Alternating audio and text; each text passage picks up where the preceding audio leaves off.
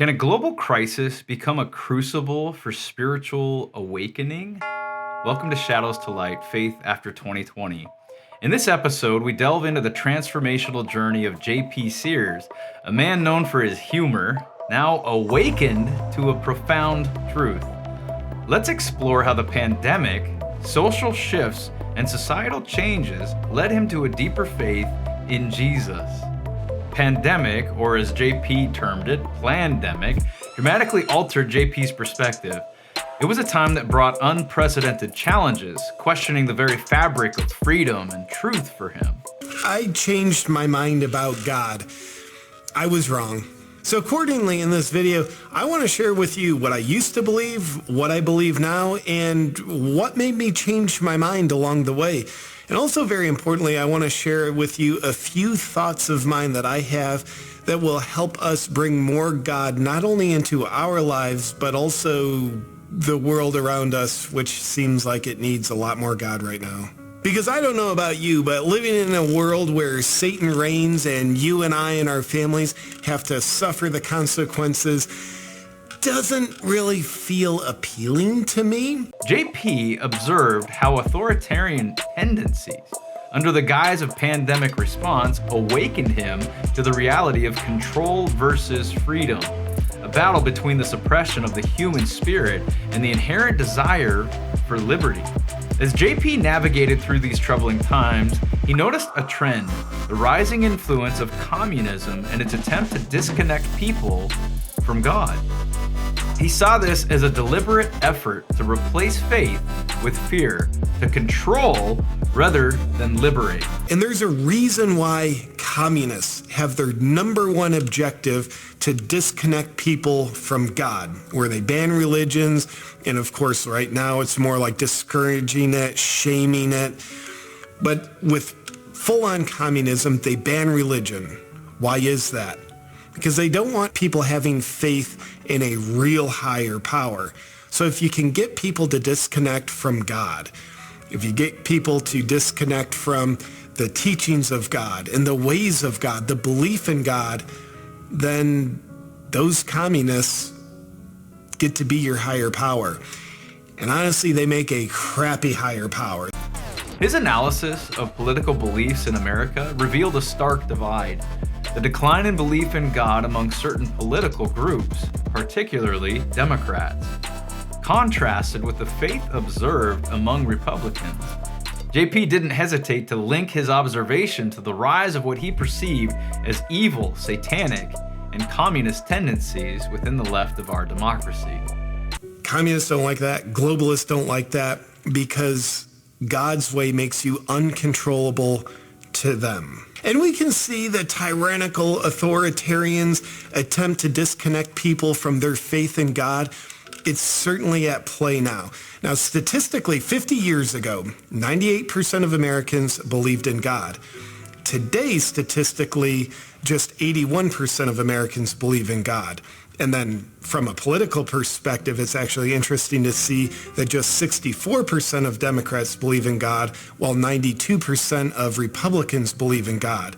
And of course, right now, as it stands, the evil, the satanic ways, the communist ways tend to be much more abundant on the Democrat side. So it's not too surprising that just 62% of Democrats believe in God. In his journey, JP critiqued the surge in gender ideology. He questioned the narratives pushed by institutions, seeing them as attempts to undermine traditional beliefs and further disconnect people from their faith. They're attempting to get people to believe that God made mistakes, which is a fascinating way to basically get people to not believe in God, because if you believe in God, you probably believe God doesn't make too many mistakes. Like, hey, look at this junk between my legs. I'm the wrong gender. So they try to teach us your mind, what you want. You are right. God's wrong. God made a mistake. Dude, you're totally right about you should be a woman. God made a mistake. So, there probably is no God. His insights extended to powerful global entities like the World Economic Forum and events like the mischaracterization of January 6th, which he saw as pivotal moments in this spiritual battle. For JP, these events were not just political or social occurrences, but manifestations of a deeper metaphysical evil. JP speaks of a world where the metaphysical battles between Satan and God are as real as the physical world we inhabit. He views the current global landscape as a ground for spiritual warfare, with each individual's soul at stake. What's happening at more of a metaphysical level? I think right now, Satan and God are at war. In a time of spiritual warfare, what's on the line is you and I, our souls, our children. One side wants to control us, the other side wants to free us. He emphasizes the role of prayer in this battle, urging us to pray not only for ourselves, but also for those he perceives as authoritarian evils, including figures like George Soros, Bill Gates, and political leaders like Biden and Trudeau. Pray often, know when people are in need, maybe you don't even know them, but pray for them. Pray for yourself, pray for your family, your circumstances, pray for other people, pray for the world at large.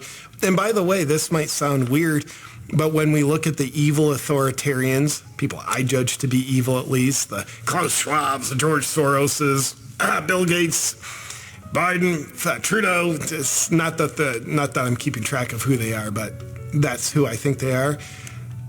What would happen if we start praying for them? Certainly not praying for their agenda to succeed, but praying for them as the individuals. Because I look at them and what I see is godless people who are driven by their own ego, and I think evil is controlling their ego.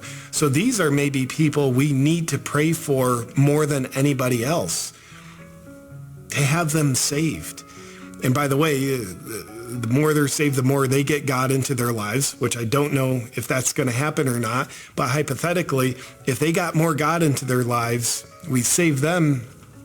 Kind of saves us too, doesn't it? For JP, prayer is a weapon in this fight for spiritual freedom. Once hesitant to even utter the word God, JP found himself shedding the shame associated with it. Replacing words like the universe with God, he discovered joy and empowerment embracing his faith openly. I used to have shame about saying the word God. Back when I thought like, dude, I'm spiritual, I'm so cool, but not religious. I used to have shame about using the word God, and instead I'd say, the universe or the all-knowing. I'd just create different names, but I actually just meant God.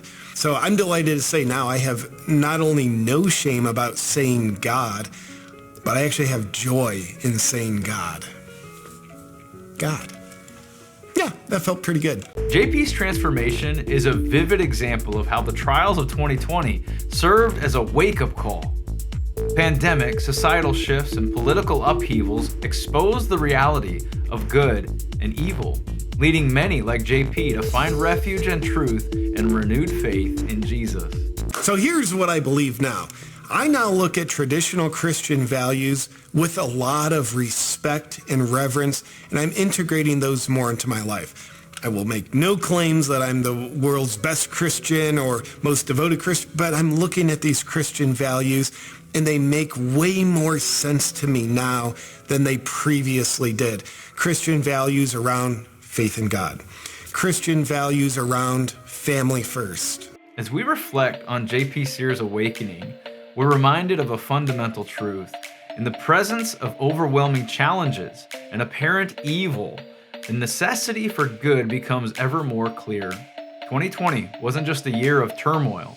It was a year of spiritual revelation and a call to awaken to deeper truths. Be on the lookout for our next video as we continue to see how darkness led JP Sears to the light.